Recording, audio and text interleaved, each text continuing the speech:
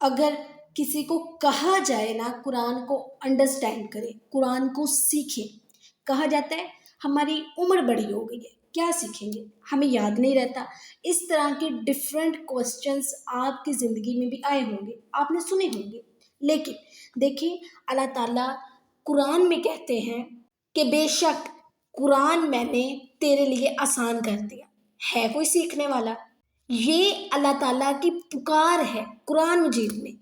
ایک سورت میں 4 دفعہ اللہ تعالیٰ نے یہی پکار لگائی ہے۔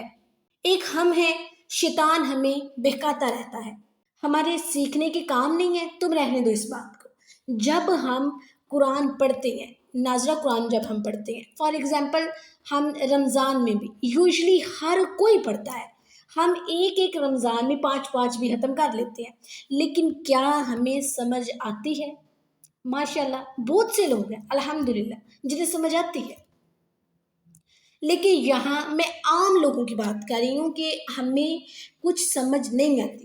مجھے جہاں تک لگتا ہے کہ شیطان اتنا خوش ہوتا ہوگا، اتنا خوش ہوتا ہوگا کہ اچھی بات ہے، ان کو لگا رہنے دو، ان کو سمجھ تو آنے کوئی نہیں، جب یہ سمجھیں گے نہیں نا تو عمل بھی نہیں ہوگا۔ اس لیے قرآن کو سمجھنا بہت زیادہ ضروری ہے، قرآن کو انڈرسٹینڈ کرنا از ویری امپورٹنٹ۔